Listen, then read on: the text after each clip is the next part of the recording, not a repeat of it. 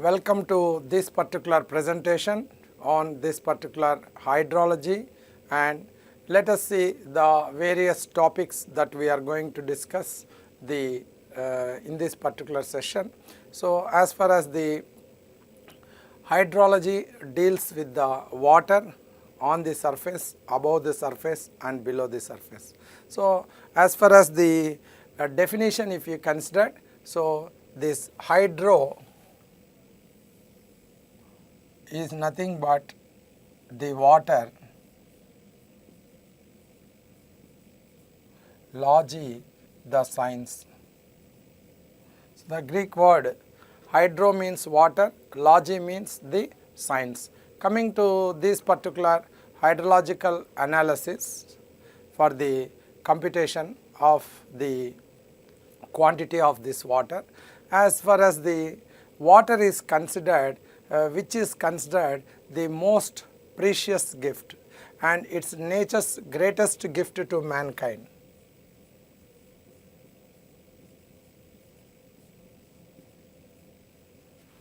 Greatest gift to mankind.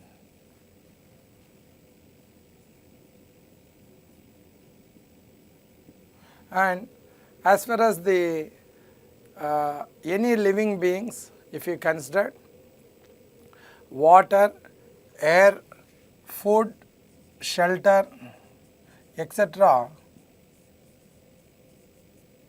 are the primary needs for any human beings, and out of this particular one, this water is considered as very precious requirement, and without this particular water there is no life and there is no air conditioning of an earth because of the heat. So, the entire surface is kept under the limits because of this circulation of the water, and this particular water as far as its quantities are considered, and this particular water, as we can say today, the very importance here, as far as this water is considered to be a gift to mankind when this is controlled, otherwise it will curse the mankind.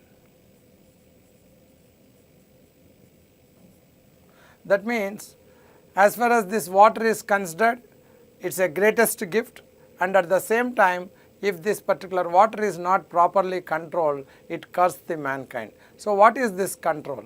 So, as far as the two extreme events, you can see the two extreme events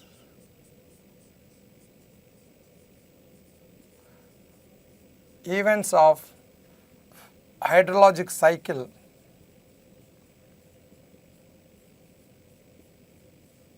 are the flood and the drought.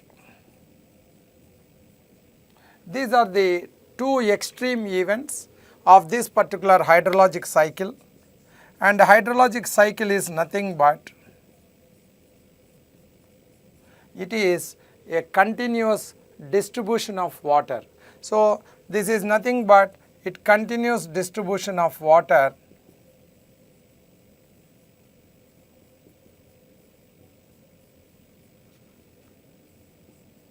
on the surface,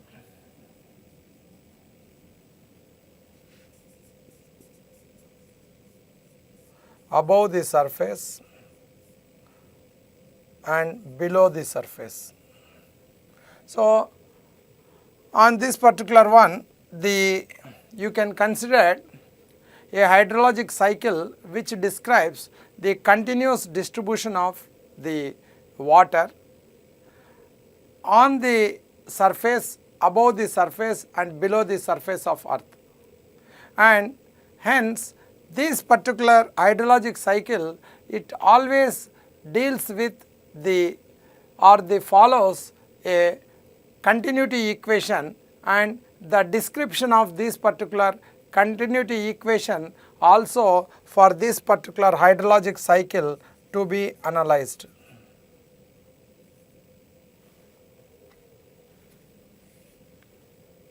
The continuity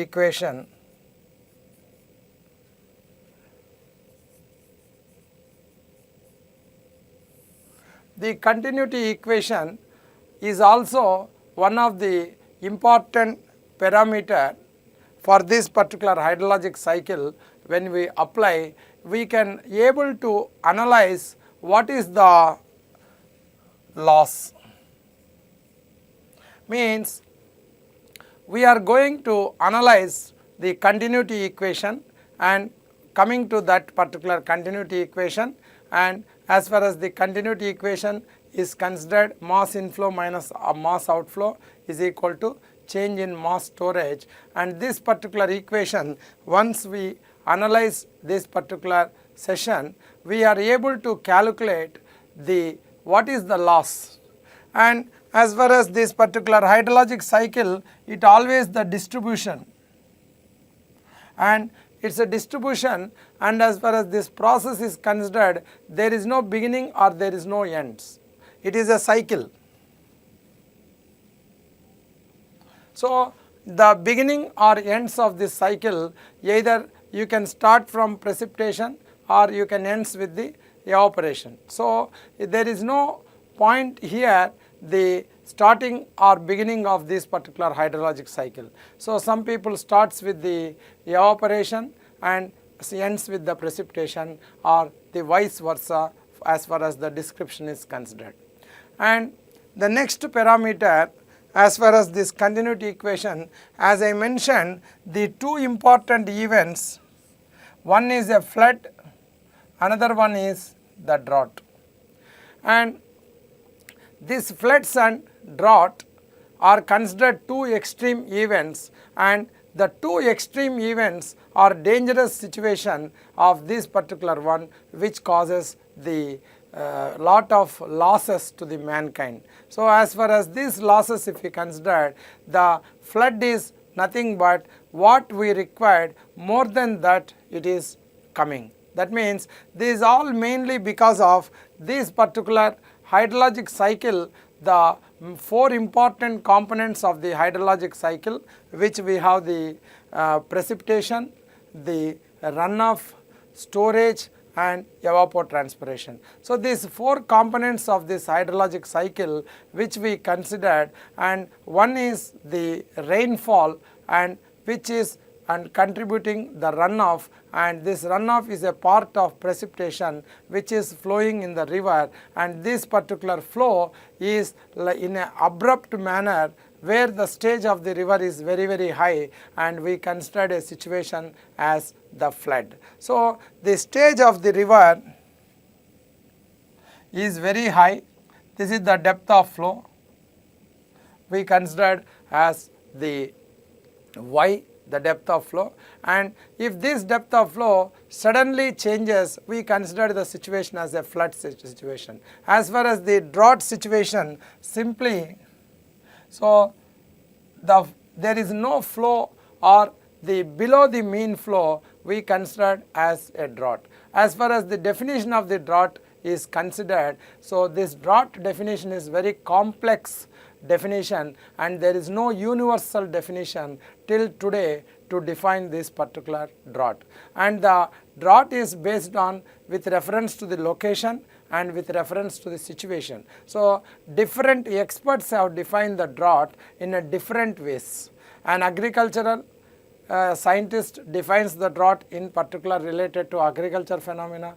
Hydrologist relates the drought to the different phenomena, like meteorologist defines the different definition. Like that, each and every scientist has defined the drought to suit his own requirements, the definition. So that is the drawback of this particular drought, and hence this drought analysis is very, very complex than the flood analysis.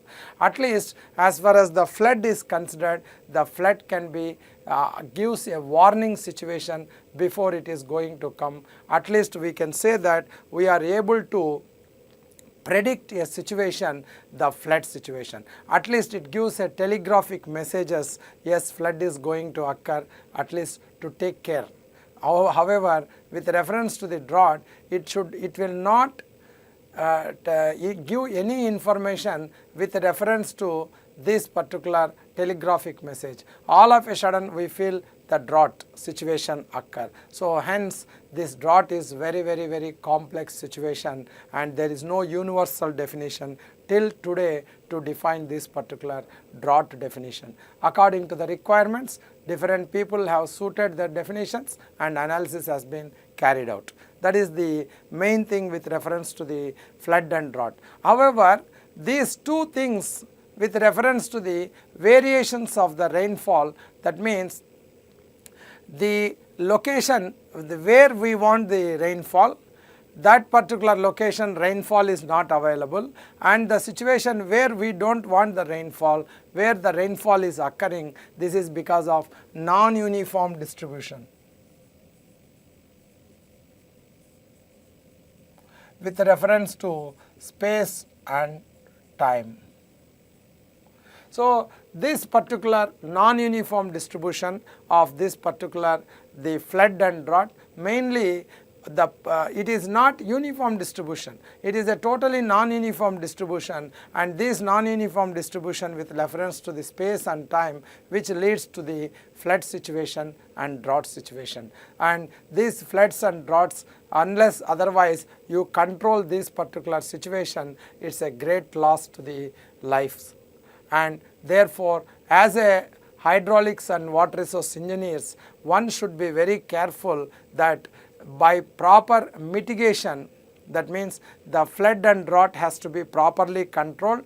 By taking suitable mitigation procedures, we have to control this particular one, otherwise it is the totally an embarrassing situation which leads to loss of life. So as far as this particular engineers are considered, therefore it is a challenge for these particular water resource engineers who has involved in this particular control. So the hydrologist, scientist, and the related with the irrigation, one is the food as I mentioned here,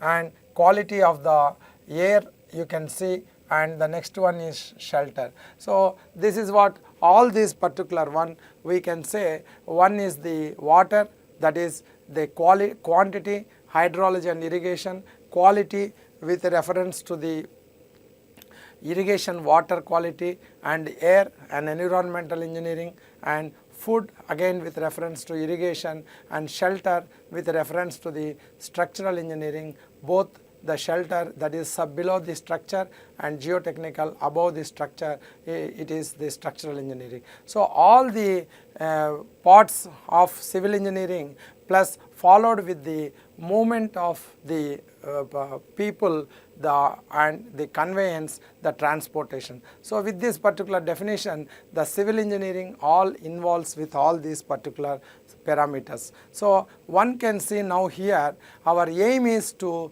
control these two situations. The flood has to be controlled, the drought has to be controlled by proper planning and management.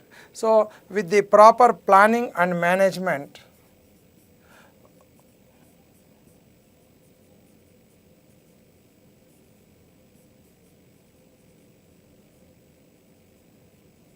and you can mitigate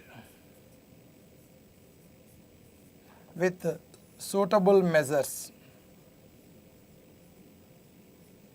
So the hydrology is the now subject, the whose main purpose the engineers or the hydrologists or water resource engineers, whose main aim is proper planning has to be done to estimate these situations, and with the proper management techniques, that is the control measures, and thereby you can use the mitigates the adverse effects of these particular events, and thereby by following proper measures will be taken. When you take these particular measures, at least you can bring the situation to the control. That means you will not damage or you are not responsible for any loss of life.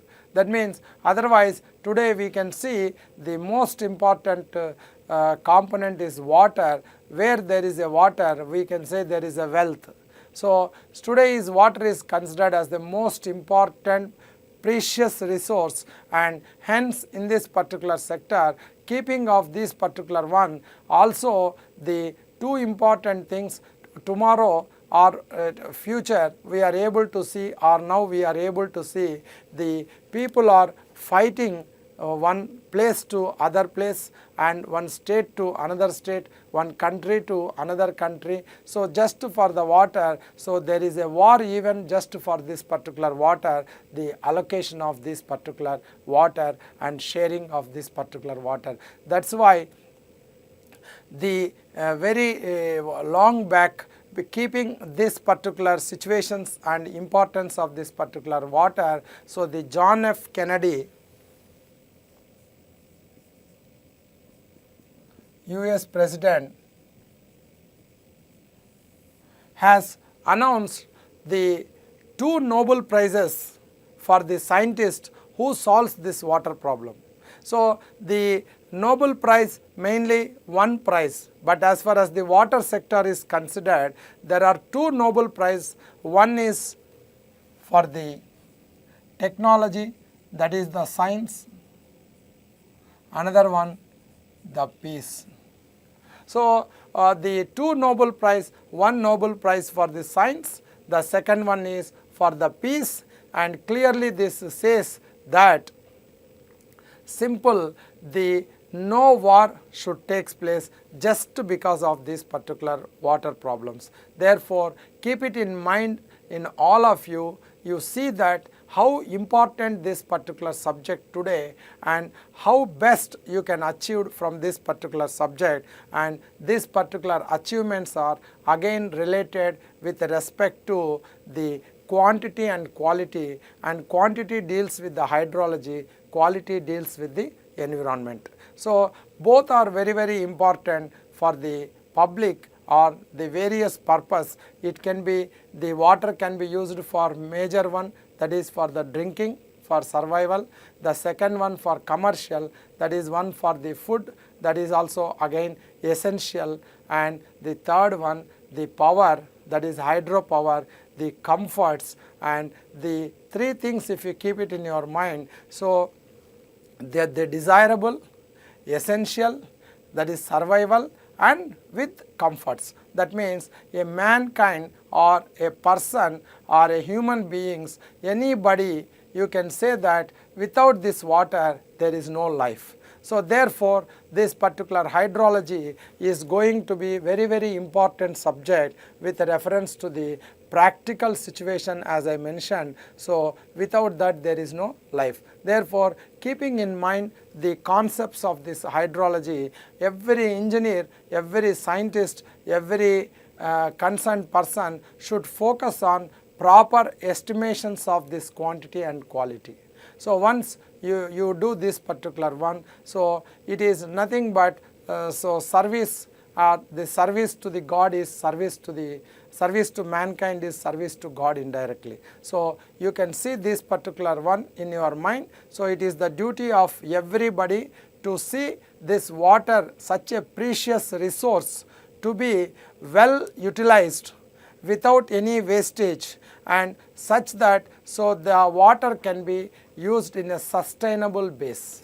So that is what we called as the development of anything, sustainable water resources development. And coming to these particular topics which we are going to discuss here about various topics of this particular course that we are going to analyze in this particular sessions. The very first important parameter is the hydrologic cycle. So the very first important definition is the hydrologic cycle, which deals with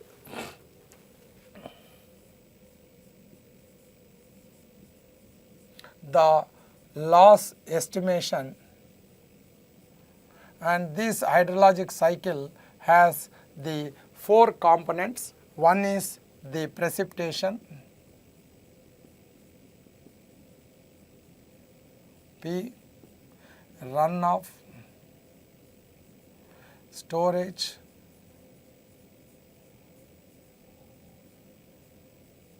and the 4th one is evapotranspiration.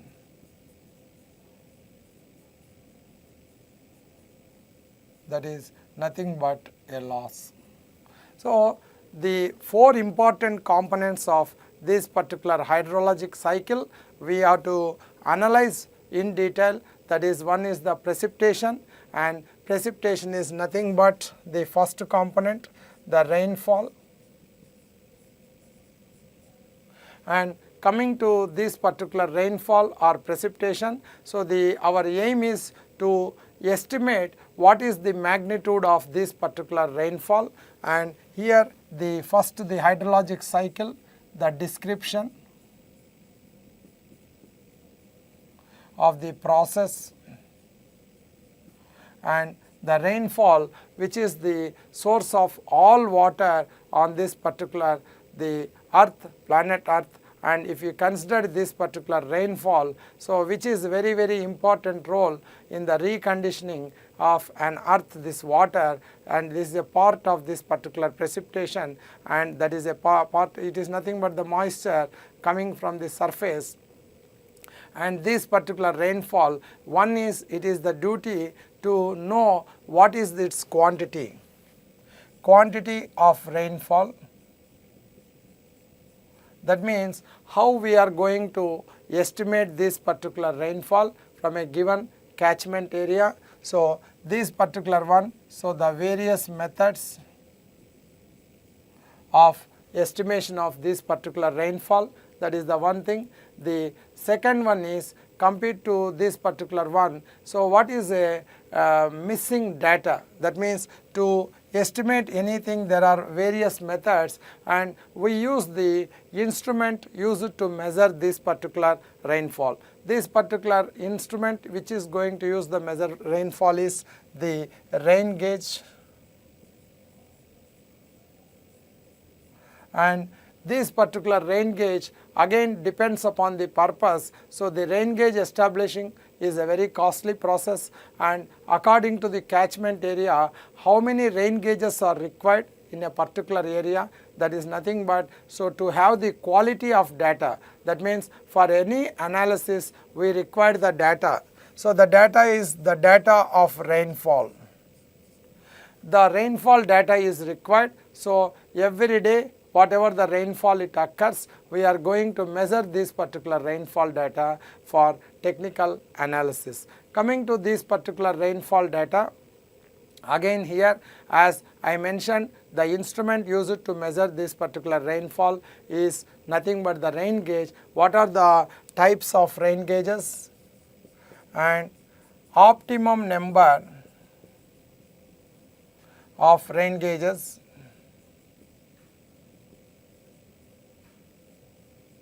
and the computation of the rainfall by various methods, and also sometimes this particular data due to various reasons we could not record it. That means some data is missing. So, for your analysis the data must be, complete data must be available to do the analysis. In such situation where the data is missing, we will calculate that missing data by various methods, and that particular analysis is missing data estimation.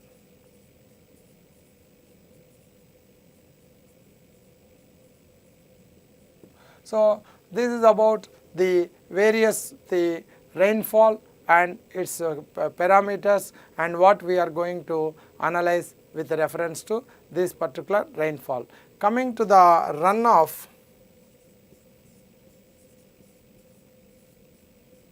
runoff is nothing but a flow, it is nothing but it is a part of the precipitation. That means as the total rainfall, it is a part of rainfall or precipitation, as the total rainfall which it occurs, as the total rainfall which it occurs, some of the water immediately, because of the pore spaces in the soil,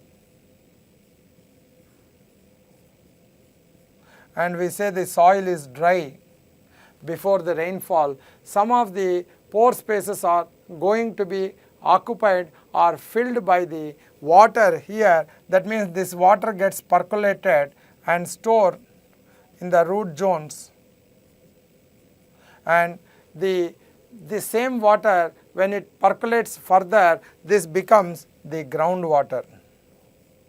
At deeper levels,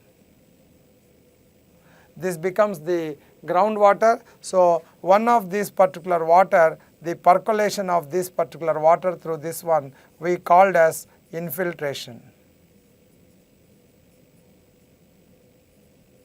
So, this infiltration is denoted by symbol F here, and this is one infiltration we considered as the loss, and this particular one, the groundwater, this is the G, and once the soil gets saturated, a part of the water that is going to flow over the surface. That means when the intensity of rainfall exceeds the percolation or the infiltration, so the excess flow flows over the surface as a overland flow, and such one we called as runoff. So, this is the ground surface, the one which is going to flow on the surface. This is nothing but the runoff. And coming to the loss here, sometimes the water is directly stored in the form of the reservoirs. So, this is the depression. So, water is stored here, which is nothing but the storage, that is lakes, ponds, etc. And another water, that is once the water gets falling, some water gets evaporated either from the water body or while falling itself, the water gets evaporated, which we called as the evaporation.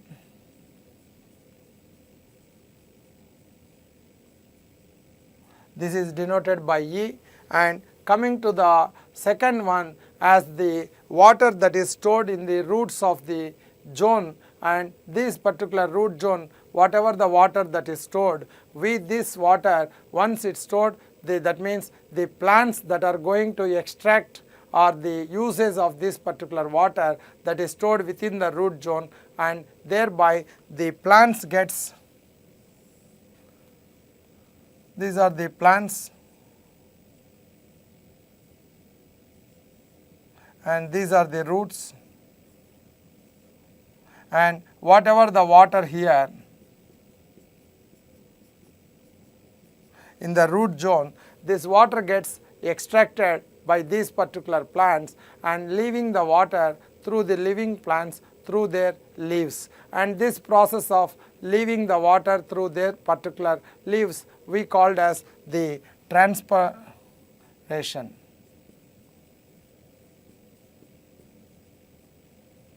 And finally, this is the groundwater here, and this is the surface water here, runoff, and this one, and this water finally reaches, and finally all this one joins with the sea.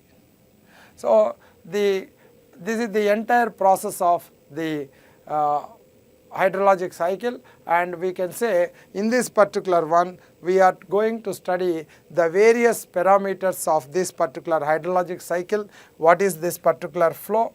And this particular flow has two components. Above the surface we called as a runoff or surface runoff. Below the surface we called as the subsurface runoff. So, this runoff has two components, surface runoff and this is subsurface runoff. So, we call these two one, the one which deals with the surface runoff, we are going to call the subject the surface hydrology,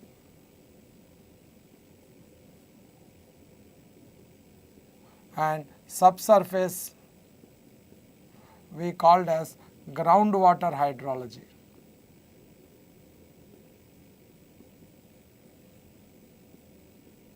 So coming to the surface hydrology, we are going to calculate the various parameters. One is with reference to the runoff, that is the estimation of the runoff by various methods, that is the hydrograph,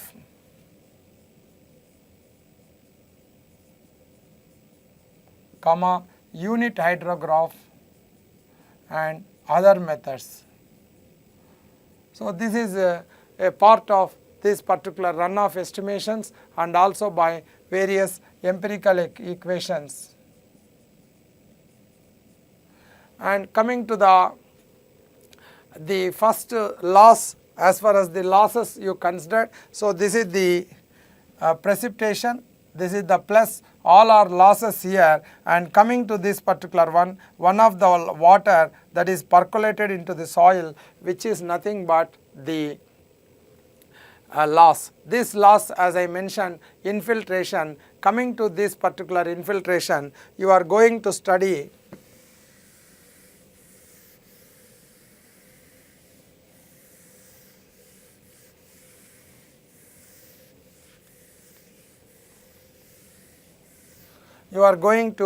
analyze this particular equation, that is analysis of infiltration.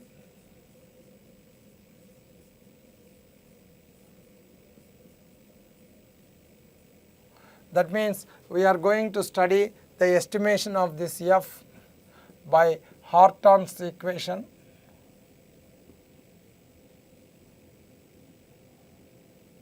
This is the Hortense equation that we are going to use to analyze what is the amount of water that is going to be percolated. And as far as this particular Hortense, if you consider this particular one, the loss which is like this particular one at different times, this is the value of F. So we can say this particular value of F varies with reference to the time. Different times we have the different value, and hence an average value which we are going to be considered for our hydrological calculations. This average loss is nothing but we considered as two indices, nothing but phi index, W index, and their estimations are going to be done, and in this particular process all these losses once you estimate, we are able to see, knowing the value of the precipitation, knowing the values of the losses, we are able to determine what is the magnitude of the runoff that is finally going to reach to the stream. And as far as the runoff, if you considered here, our aim is to know here this particular loss. So as I mentioned, one is the loss, another one is the precipitation. We are able to predict the magnitude of this particular runoff through these particular investigations. So the various hydrograph analysis,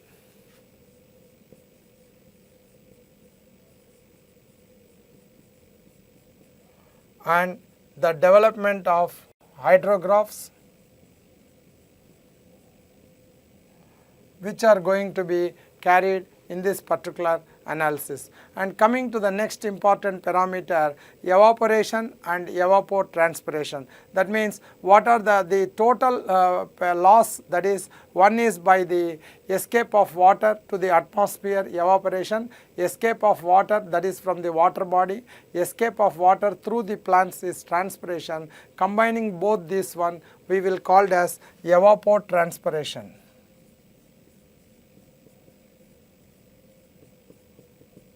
So the evapotranspiration is also what are the corresponding equations with reference to this evapotranspiration, and how these losses are to be calculated is going to be also analyzed in this particular lectures. And coming to the next one is once the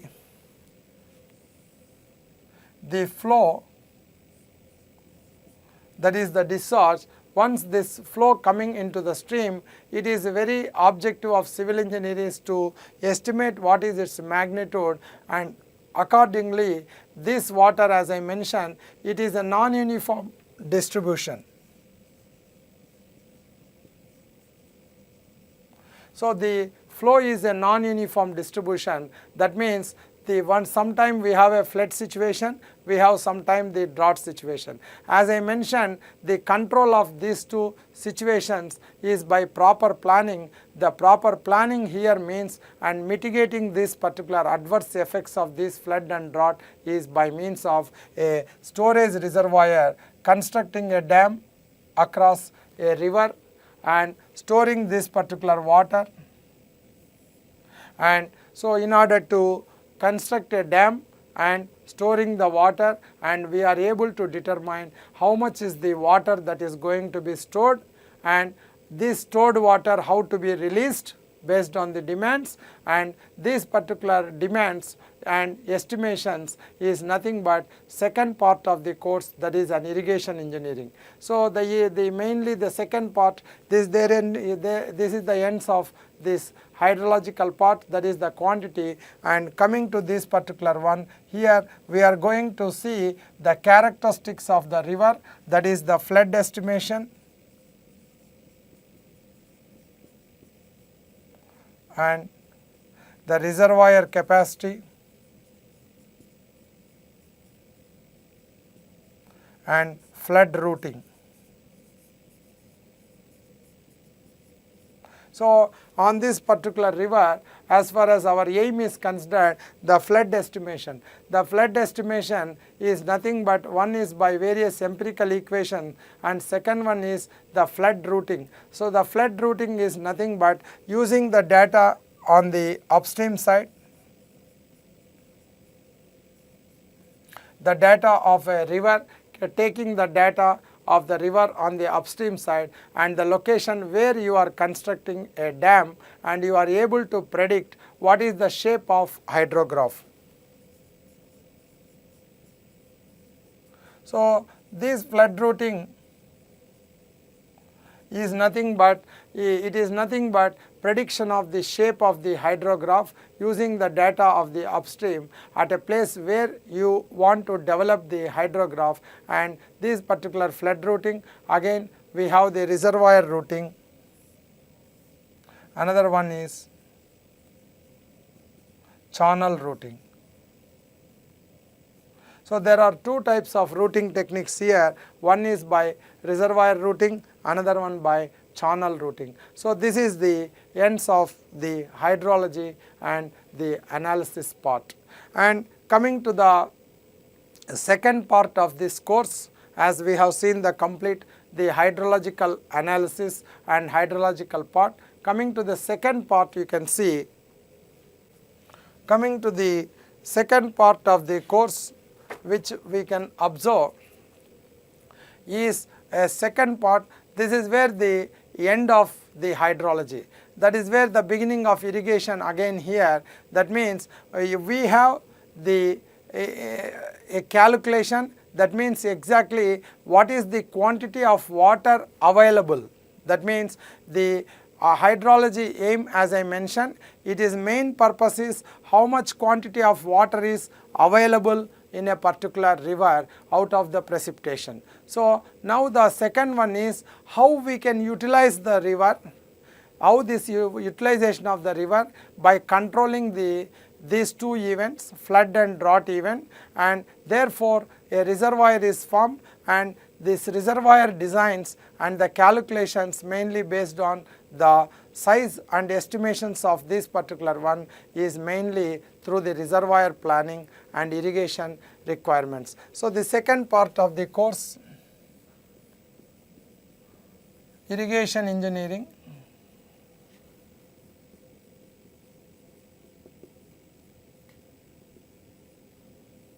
So irrigation, as we are speaking every day the development of the country. So the development of the country is maximum development of the country can be taken place only provided you make sufficient facilities for irrigation. the development is possible the very easily only by the irrigation. This is the main sector where every government is focusing for the developments of the states, because then water is nature's greatest gifts. The lands are available. When you use these lands with optimum utilization of this particular water, we can say a country is rich. So it is in a very simple thing, the technology, and we have only the development is possible only by means of proper irrigation, thereby economy of the country can be improved. So country like India, irrigation is the backbone. Irrigation is the backbone. So therefore, the irrigation, what does this particular irrigation engineering deals? So it is the second part of the course. As far as the irrigation engineering is considered, we have the very first thing, the estimations of the demand. So the Q available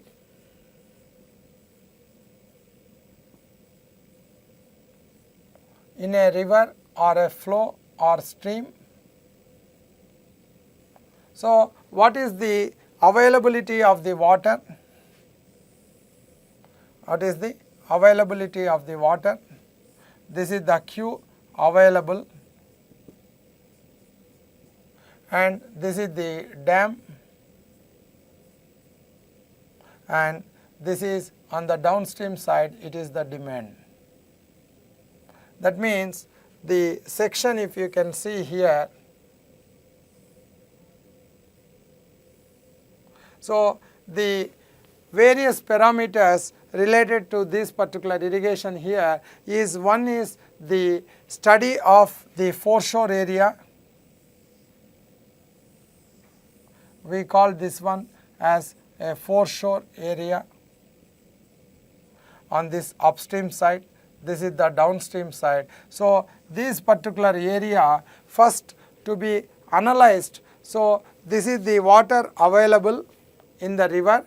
So is this water, how much can be stored at that particular location? That means the site or the location of the dam where we are planning our control measures, and these control measures are to mitigate the flood effect, to mitigate the drought effect. That means it is in a simple language, whenever there is an excess flow, that means due to the non-uniform distribution, these excess flows can be retained or can be controlled by storing this excess water in the reservoir. So the first one, the size of the reservoir,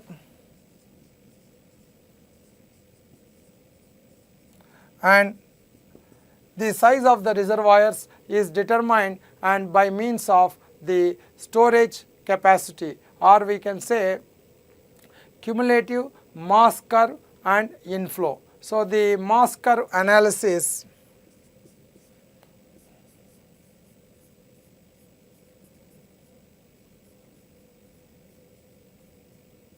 we are going to determine this particular size of the reservoir, or we can say that what height the dam has to be constructed. One is a hydrological analysis. As we have seen in the hydrological analysis, the Q available, that is, we have the relationship between the Q and the stage. As the stage increases, Q also increases. So we have this particular graph, and that particular one from the flood analysis, what is the maximum flow available, and accordingly in this particular curve in hydrology, this is the depth of the flow.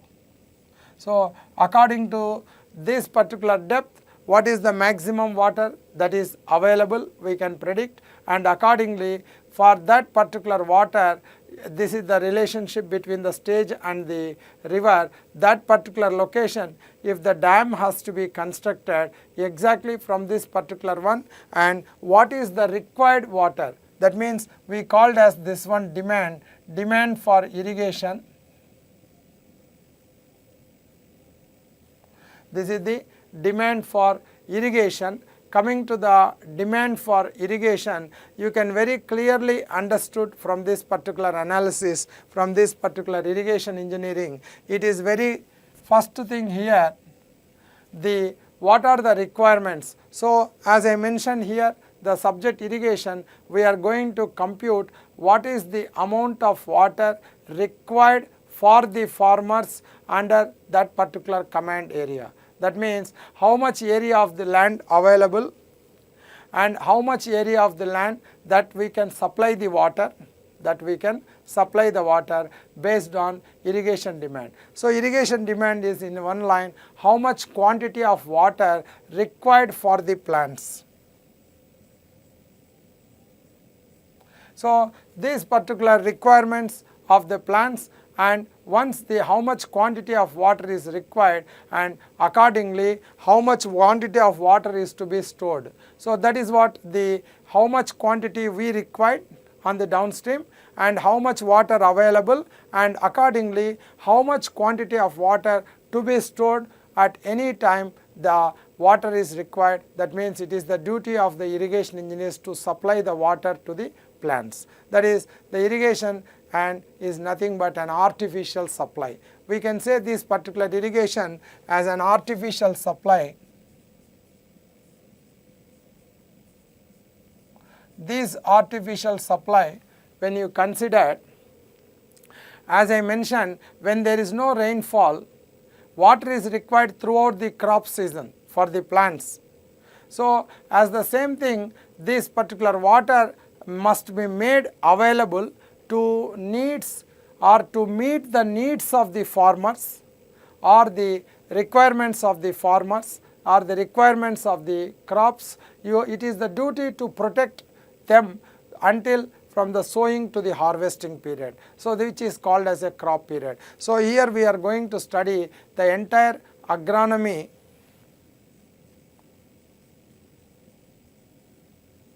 the subject here with reference to this irrigation. One is the plants and the requirements of the water. Coming to the second one, the supply. That means whatever the water you supplied, this water can be stored. As I mentioned, it is an artificial supply. The various methods of irrigation,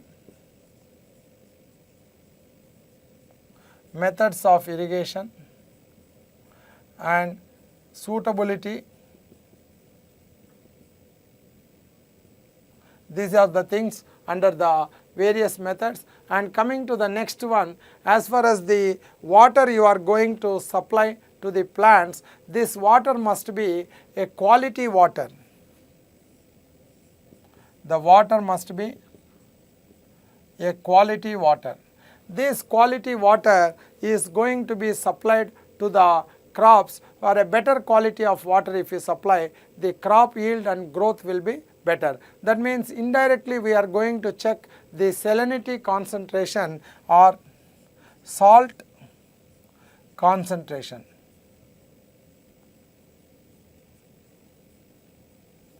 The salt concentration you are going to estimate in this particular analysis, and you decide whether this particular water is suitable for the irrigation or to be rejected. That is the quality of the water you are going to see from this particular. So as I mentioned, the quantity and quality here, the quality deals with the salt concentrations. And coming to the next one,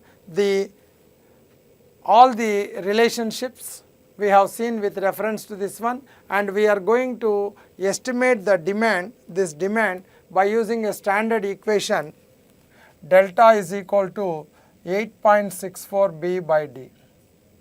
So this is what the relationship between what is the depth of water required, for how long period water is required, and as supplying this much particular water for this particular period, what is the yield you are going to get. That is nothing but the duty, that is hectares per cubic. So by supplying this 1 meter cube per second of discharge, how much area is going to be irrigated. So this is the main relationship with agronomy, and mainly with reference to the plants and requirements of the water. So this is on the downstream side. So now on the upstream side, we know the available, on the downstream side what is the demand, and accordingly what is the size of the reservoir and what are the technical analysis has to be carried out, that is a mass curve analysis and the design of this particular hydraulic structure. Coming to the second part of the irrigation engineering, again in irrigation engineering part 2 is mainly deals with hydraulic structures. That means one of the structure is a dam and the other one conveyance structure. That means this water whatever we stored here, we supply this water to the irrigation for the demand by means of the canals. So the various hydraulic structures that we are going to analyze in the part 2, the various analysis related with the hydraulic structures or irrigation structures.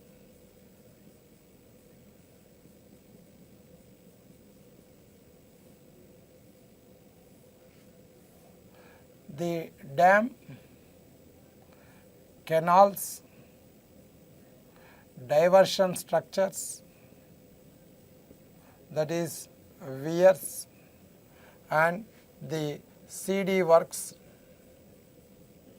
that is the cross drainage works, the overflow, that is spillway. So in this particular part, so we are going to analyze the how this particular dam design, and here the design means the stability requirements.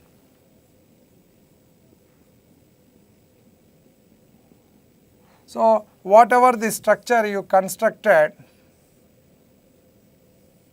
the structure which you constructed, this structure must be stable. That means the structure should not move or should not lift or should not rotate. That means as far as possible the structure should be still stand position, means it has to satisfy all the equilibrium conditions, that is nothing but sigma H0, sigma V0, sigma M0, thereby like how we design our building structure, a frame structure should satisfy this one. Same thing hydraulic structure which we design, this structure should be in the rest position. That means it should not lead to any failures. For that one, stability analysis of the dam will be analyzed. And coming to the canals, as far as the canals is nothing but the conveyance of the water. As far as this conveyance, we know the demand, that is how much quantity of water is required for the farmers to the plants, and according to this particular demand by various methods accordingly depends upon the soil. A soil is the that is nothing but alluvial soils. That means a soil is a loose soil, and where this particular canals which runs through that one, especially when the soil is loose, that means canal passing through this particular loose soil, how to design again the canal dimensions. That means the shape of the canal or the dimensions of the canal. Once you design the dimensions of the canals by various methods like Kennedy's method, Lacey, various methods of the canal design, and whose main objective is to design for one particular velocity according to continuity equation Q is equal to AV. So A is the cross section dimension, the width of the canal, the side slopes of the canal, the longitudinal slopes of the canal, the depth of the canal. So these are the parameters to be designed. And coming to this particular one of the important parameter which keeps the canal dimensions in the stable position means the cross section of the canal should not change or the depth of flow to be maintained. Such particular section we called as a stable section.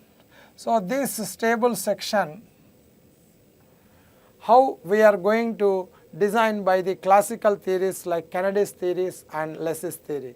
And coming to the diversion structures, and a diversion structure normally carried out in a 3-4 stages of the river. As far as this particular stage, rocky or boulder,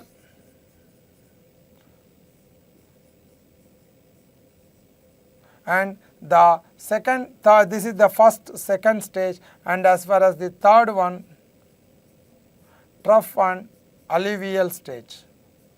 As far as the trough and alluvial stage of the river is considered, and where as far as the bed of the surface, the bed of this particular surface, river surface, as far as the first two stages where the dams are constructed, so this particular one, very strong boulders.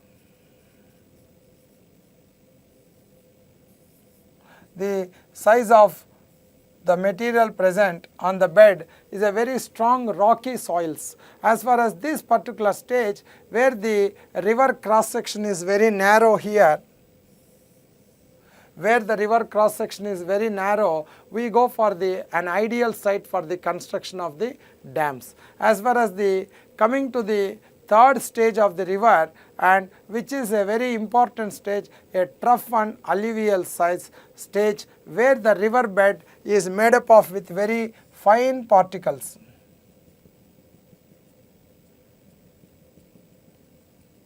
And this particular river bed is made up of with very fine particles, and these particular alluvial soils are more susceptible for erosion, or in other words we can say that hydraulic gradient exceeds the critical hydraulic gradient, and this particular stage we construct a structure to store the water by means of raising the water level and then diverting. That means the weir is constructed where water gets stored and it is diverted into the canals. Again, this particular diversion structure, one of the main diversion structure, this name is weir here, and these weirs,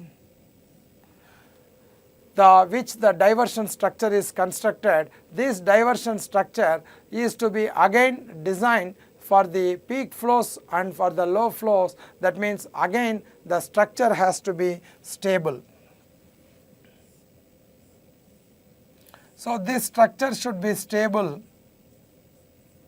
means the structure should be resistant against the failures. The various failures of the structures of this one is overturning of the structure, and one is the seepage pressure which acts, it is the failure due to the uplift, and third time a compression failures, and the fourth one the stresses. So on all these conditions, the structure which you design or constructed across the river should maintain the stability. That is nothing but the classical theories of the designs of this particular diversion structure. One is by the first particular one, Bly's theory and Lane's theory and Koslow's theory. So these are the classical theories we use to analyze this hydraulic structure and their designs. So that is what the stability of the structure with reference to the weirs. That is, we have to keep this particular one stable. And as far as the overflow structure, you can see over the dam a spillway is constructed. This is the spillway. This spillway is nothing but a structure, it is a safety valve of a dam. That means like a safety valve of a cooker, we have for the dam, it is a safety valve of a dam. That means the entire safety of the dam as stability, so many parameters just depends upon this particular spillway. So a spillway is a overflowing section where the water, according to the highest flood discharge, whose main function is the excess water then the design capacity. So we design this much demand and accordingly this much amount of water to be available and stored whenever there is an excess flow. When excess flows are there, water is stored. When there is no flow, water is released. But this excess flow, when it occurs during the floods beyond the capacity of our requirement, so this excess water should be safely released through the hydraulic structure which is known as the spillway. This spillway and the shape of the spillway and most common spillway which normally we used, various types of spillways and suitability and according to this particular one, suitability, the shape of the spillway, and very popular one is Ogi spillway. So this is the another important point with reference to the design and types. The last one, CD works. The CD works, normally in short form it is a cross drainage works. The cross drainage works here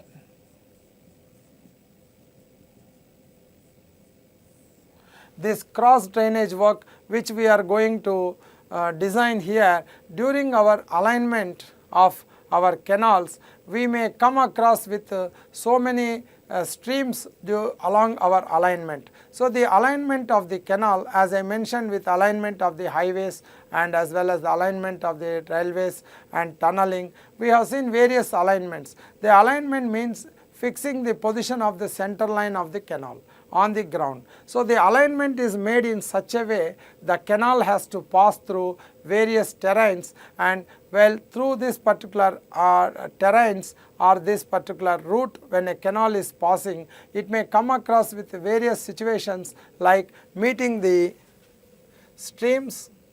This is the stream and this is our canal,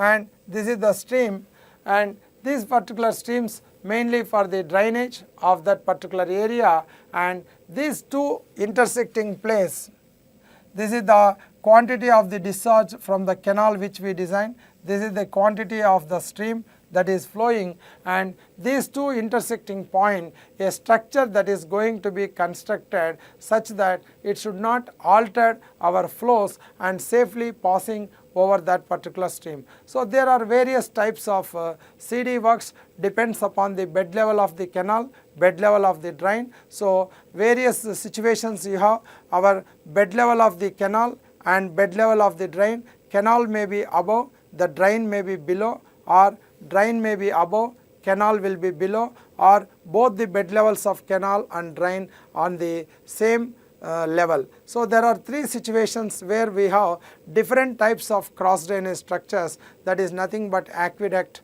siphon aqueduct, level crossing, super passage. So different types of the structures we are going to construct, inlet, outlet, canal head regulators. There are different types of hydraulic structures at the main mixing point. So these particular hydraulic structures to be well analyzed again at a mixing point, and as far as possible these CD works are to be avoided. And coming to the most important one is a drainage. As far as the drainage is considered, from this particular irrigation area, as far as the means, whenever the drainage means excess water. So from the irrigated lands, as far as possible the excess water has to be removed. Otherwise this excess water leads to the fertility of the soil gets decreased, nutrients will be lost, and the mosquito problem and health related problems. Therefore the drainage facilities to be properly provided in an irrigation area, and this particular topic is a drainage engineering as a part of this particular irrigation. So that's all about the entire course which you are going to study. Hope you understood what exactly in your course sessions you are going to study exactly the topics. So these are the only the headings and the brief description of the subject which I made it under introduction part of this particular hydrology and irrigation. So coming to the now, we will proceed what I explained the topics of the entire course. This entire course we are going to study now in the form of subtopics and the various wise by chapters wise we are going to study this particular course in detail. Hope my dear students you understood this particular the introduction part of the course, and let me explain the step by step what are the various possibilities and how you are going to study this particular course by chapter wise. Let me go to the first part of the course is by mainly the hydrology part is the first one, and coming to this particular hydrology part, the hydrologic cycle and components of the hydrologic cycle. So that's all the end of this particular session. See you in the next session. Till then, keep preparing with a grade up to score better.